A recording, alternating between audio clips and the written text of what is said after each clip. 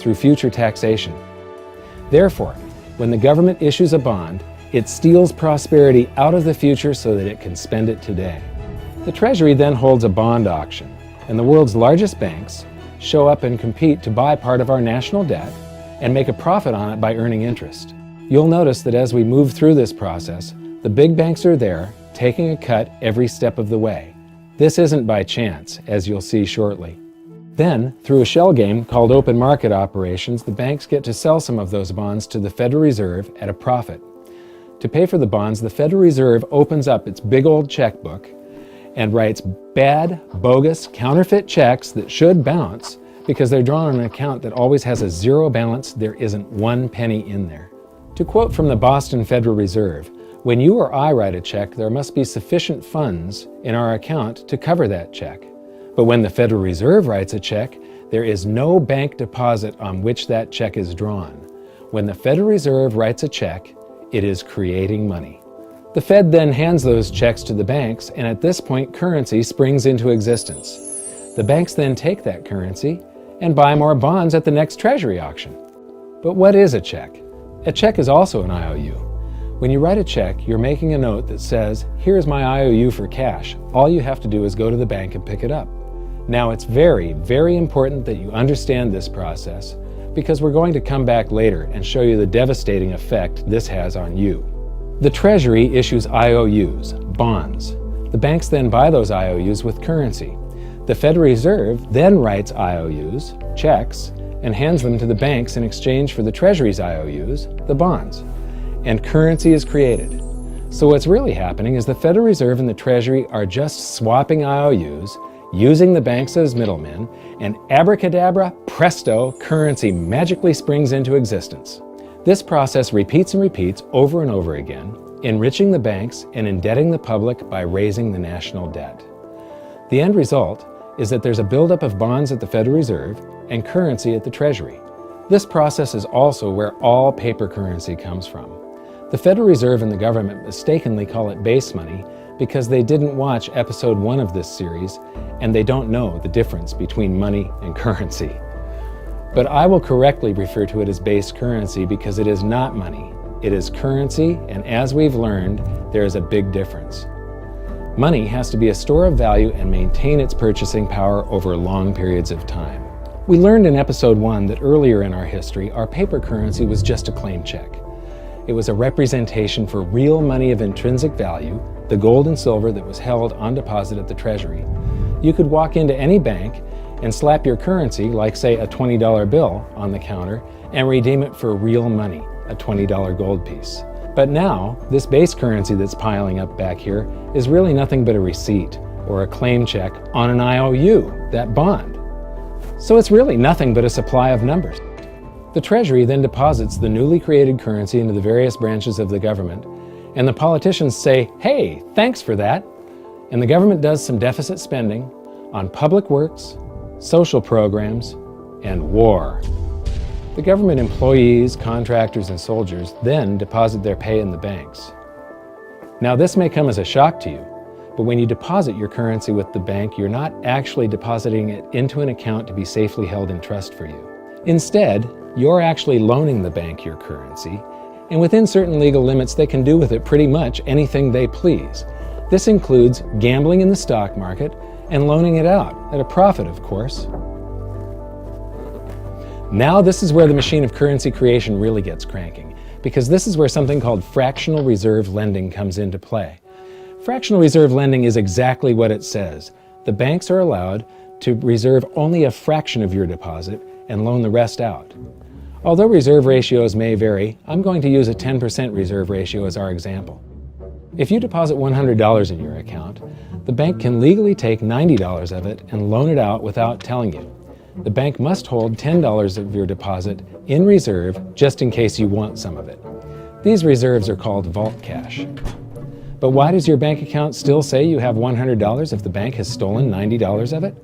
Because the bank left IOUs it created, called bank credit, in its place. Now I know this sounds crazy, but here it is in black and white from the Fed. Commercial banks create checkbook money when they grant a loan simply by adding new deposit dollars in accounts on their books in exchange for a borrower's IOU. These are nothing but numbers that the banks type into their computers. And even though these bank credit IOU numbers are very different from base currency numbers, because they only exist in computers, they are still currency. So now there is $190 in existence. Now, the reason people take out loans from the banks is to buy something. They're going to buy a house or a car or something like that. So the borrower takes the $90 that the bank loaned to him from your account, and he pays the seller of the item. But then the seller deposits that currency into his account, and his bank loans out 90% of that and leaves bank credit numbers in its place. So now there's $271 in existence. This process repeats and repeats until under a 10% reserve ratio, an initial deposit of just $100 can create up to $1,000 of bank credit, all backed by $100 of vault cash, just 10%. But as I said, reserve ratios vary wildly. On some deposits, it's 10%, on others, it's 3%, and on some forms of deposits, reserve requirements are 0. The result is that the expansion of the currency supply by the banks is far greater than even this example would lead you to believe. So once again, when currency is deposited in the banks get to lend it out, and then it gets redeposited and relent, redeposited and relent, redeposited and relent over and over again, creating bank credit all the way. This is where the vast majority of our currency supply comes from. In fact, 92 to 96% of all currency in existence is created not by the government, but here in the banking system. Now, massive amounts of currency spewing into society may at first sound like a fun idea. That is, until you remember one of the most important hidden secrets of money from episode 1, that the prices of everyday goods and services act as a sponge on an expanding currency supply. The more currency we have, the more prices rise. This is where inflation comes from. The true definition of inflation is an expansion of the currency supply. Rising prices are merely the symptom. So our entire currency supply is nothing but a couple of bucks whipped up in this hocus-pocus scam where the Treasury and the Federal Reserve swap glorified IOUs, and a bunch of numbers that the banks just type into their computers. That's it. That's our entire currency supply. It's nothing but a supply of numbers. Some of them printed, most of them typed, and there is nothing else. But if you thought that was crazy, get ready to enter the twilight zone of modern economics. We work for some of that currency supply. True wealth is your time, but we trade away moments of our lives, hour by hour, day by day, and year by year, for numbers that somebody printed on pieces of paper or just typed into a computer. Now those numbers represent our blood, sweat, tears, labor, ideas, and talent. We are what gives the currency its value. But here comes the really cruel joke. We work hard so that we can save some of that currency, so that we can pay the tax collector. In the United States, it's known as the IRS. They then turn it over to the Treasury so that the Treasury can pay the principal plus interest on that bond that the Federal Reserve bought with a check drawn on an account that has nothing in it. Now let's do a recap on this section, because this is where the system begins to rob you and I on a massive scale. Much of our taxes are not used for schools, roads, and public services, but to pay interest on bonds that the Federal Reserve bought with a check drawn on an account that has nothing in it. The Federal Reserve is committing fraud. But here's one of the biggest secrets of them all. Before the establishment of the Federal Reserve, there was no need for personal income tax. The Federal Reserve was created in 1913, and that very same year, the Constitution was amended to allow income tax. Do you really think this was just a coincidence? Ask yourself how much income tax you've paid over your lifetime. Much of it has been silently siphoned away into the hands of those who own the system. Yes, this system has owners. Who they are is an even bigger secret that we'll get to shortly. But first, we need to understand the mumbo-jumbo of the so-called debt ceiling. It's all based on a huge paradox. there was interest due on that bond. And there was interest due on every one of those loans that the banks made. That means that there is interest due on every dollar in existence. Let me ask you something. If you borrow the very first dollar into existence, and that's the only dollar that exists on the planet, but you promise to pay it back plus another dollar's worth of interest, where do you get the second dollar to pay the interest? The answer is that you have to borrow that one into existence and promise to pay it back with interest as well. So now there are $2 in existence, but you owe $4, and so on and so on. The result is there's never enough currency to pay the debt. There is always more debt in the system than there is currency in existence to pay the debt. Therefore, the whole system is impossible. It is finite. It will come to an end one day. What would happen if the government stopped borrowing to do deficit spending? Are the payments on those treasury bonds going to stop? What would happen if the public stopped borrowing and going deeper into debt? Are your house and car payments going to stop? No. There is a payment due every month on the principal plus the interest on every dollar in existence, and those payments do not stop. If we stop borrowing, then no new currency is created to replace the currency that we used to make those payments. Whether you're making a payment on a loan or paying tax to make a payment on a bond, the portion of the payment that goes to pay off the principal extinguishes that portion of the debt. But the debt also extinguishes the currency. Currency and debt are like matter and antimatter. When they meet, they annihilate each other. If we just pay off the principal only on all the loans and bonds that exist, the entire currency supply just vanishes. So if we don't go deeper into debt every year, look what happens. The whole thing goes into a deflationary collapse under the weight of those payments. Politicians and pundits alike talk about balancing the budget, paying down the debt, and living within our means. They don't understand that that is deflationary. It is impossible to do under our current monetary system without collapsing the whole economy. This is why any talk of a debt ceiling is not only ridiculous, it's delusional. The system is designed to require ever-increasing levels of debt just to continue. And that's why politicians will always kick the can down the road and raise this so-called debt ceiling over and over again until the whole system finally collapses under its own weight. In other words, they don't want it to collapse on their watch.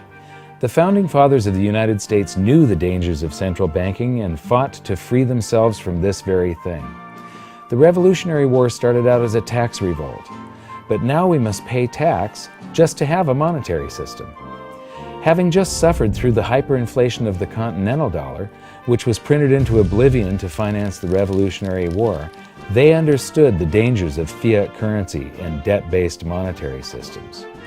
So to protect future generations from institutional theft and out-of-control government, they wrote into the Constitution that only gold and silver can be money for the simple fact that you can't print them. Our current system is not only unconstitutional, but it robs us of the liberty and prosperity our forefathers fought and died for. We are all feeling the effects of ignoring the Constitution right now. By forcing more currency into circulation, our purchasing power is diluted. Inflation is a slow and insidious stealth tax that is simply the result of this debt-based monetary system. This system empowers and benefits those who create the currency and receive it first, as they get to spend it into circulation before it has an effect on the economy. They're stealing purchasing power from you and transferring it to the banks and the government every hour of every day because of this false monetary system. And it's not like the people at the top don't know this. To quote the Federal Reserve, the decrease in purchasing power incurred by the holders of money due to inflation imparts gains to the issuers of money. This is a fraud. It is a pyramid scheme, it is a Ponzi scheme, it's a scam, and it's a lie. Our entire monetary system is nothing but a form of legalized theft. But here's the biggest con job of them all. The Federal Reserve is not federal, it has stockholders. There is no federal agency that has stockholders. What's a stockholder? A share of stock represents a percentage of ownership in a corporation. So the stockholders are the owners of that corporation. Therefore, the Federal Reserve is a private corporation with owners. And you can see it for yourself if you go to the Federal Reserve's website, and it will say, the stockholders receive an annual dividend of 6%. Now we know that the stock in the Federal Reserve was originally issued to the largest banks in the United States. But because of mergers and acquisitions through the years, you can't actually trace who owns the stock in the Federal Reserve. That's a very closely guarded secret. My guess would be that the owners are those primary dealers, the banks that get to make a profit by selling part of our national debt, those bonds, to the Federal Reserve, who buys them with a check from nothing. Then we pay tax to pay the principal and the interest on those bonds so that the Federal Reserve can pay the banks a 6% dividend. Don't be alarmed if you don't quite comprehend the deception of this system at first glance. Very few people do. It is purposely complex. The economist John Maynard Keynes once wrote, "By this means, government may secretly and unobserved confiscate the wealth of the people, and not one man in a million will detect the theft." I believe that presented correctly, anyone can understand this system, regardless of how complex it is. So let's do a recap and break it down even more. The way the system works is that, step 1, the government creates glorified IOUs. These bonds increase our national debt and put the public on the hook to pay it back. Step 2, IOUs are swapped to create currency. The Treasury sells the bonds to the banks. The banks then turn around and sell our national debt at a profit to the Federal Reserve, which they probably own. The Federal Reserve then opens its checkbook that doesn't have a penny in it and buys those IOUs with IOUs that it writes, checks, on a checking account that has a zero balance. Then they give those checks to the banks and currency just springs into existence, and then the whole process repeats. This results in a buildup of bonds at the Federal Reserve and currency at the Treasury, which is really just a supply of numbers. The Treasury then deposits the numbers in the various branches of the government, and we get to step 3. The government spends the numbers on promises, public works, social programs, and war. Then the government employees, contractors, and soldiers deposit their pay into the banks, and we get to step 4. Where the banks multiply the numbers by magically inventing more IOUs through fractional reserve lending, where they steal a portion of everyone's deposit and lend it out. That currency gets redeposited, and then a portion is stolen again, and the process repeats over and over, magnifying the currency supply exponentially. Then we work for some of those numbers, which brings us to step 5, where our numbers are taxed. We pay tax to the IRS, who then turns our numbers over to the Treasury, so the Treasury can pay the principal plus the interest on bonds that were purchased by the Federal Reserve with a check from nothing. Then we get to step 6, the debt ceiling delusion. The system is designed to require ever-increasing levels of debt and will eventually collapse under its own weight because politicians always kick the can down the road. They don't want it to collapse on their watch. And finally, step 7. The secret owners take their cut. The world's largest banks own the Federal Reserve. Those banks make a profit selling our national debt to the Fed.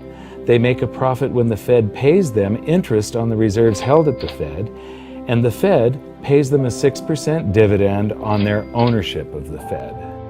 This system is fundamentally evil. It funnels wealth from the working population to the government and the banking sector. It is the cause of the artificial booms and busts of modern economies, and it causes great disparity of wealth between the rich and the working class. And it is only possible because we no longer use real money, we use currency. But worst of all, it is a form of enslavement. Bond is the root word of bondage. Whenever a government issues a bond, it is a promise to make us pay tax in the future. Nobody asked you if you wanted to pay tax today for the prosperity we all enjoyed in the last century. Nobody is asking our children if they want to work hard in the future to pay for the prosperity we're enjoying now. George Washington once wrote to James Madison, "No generation has the right to contract debts greater than can be paid off during the course of its own existence." By stealing prosperity from tomorrow so we can spend it today, we enslave ourselves and future generations. Now this all sounds pretty bad, but there is great hope. For you are the greatest threat to this false monetary system. This system relies on the public being ignorant of its workings. Please share this knowledge with everyone you know, because an informed public that fully understands the system can build a better future for generations to come. And now I leave you with this quote, widely attributed to a former director of the Bank of England. The modern banking system manufactures money out of nothing. The process is perhaps the most astounding piece of sleight of hand that was ever invented. Banking was conceived in inequity and born in sin. Bankers own the earth. Take it away from them, but leave them the power to create money and control credit, and with the flick of a pen, they will create enough money to buy it back again. But if you want to continue as the slaves of bankers and pay the cost of your own slavery, let them continue to create money and to control credit. This is the Federal Reserve in Washington, D.C. It's located on Constitution Street, and that is just as much of a joke as the New York Fed being located on Liberty Street. Both of them are unconstitutional, both of them limit our liberty, and they transfer wealth away from us every second of every day to the Federal Reserve, to the government, and to the banking sector. You are now among the 1 in a million who can detect the theft of your prosperity. So the big question is, what can you do about it? 1. Watch this video until you can describe and teach it to others. Those who understand this system can make preparations for its unavoidable collapse and protect themselves. History shows that those who don't will probably be wiped out. 2. Share this video with everyone, especially those you care about. All it takes is a mouse click or two to get this message in front of millions. Post this video on Facebook, tweet it, email it to loved ones. Please share it wherever you can. 3. Join the conversation. The current world monetary system is based on a 300-year-old design meant to enrich a few at the expense of the many. There must be a better way. At hiddensecretsofmoney.com, we've created an open-source platform for the design and development of a new world monetary system. We're calling on every economist, every student, every college, every bright mind, and anyone who cares to join the discussion. In educating ourselves and each other, we can prevent the further loss of our freedoms and maybe, just maybe, win some of them back.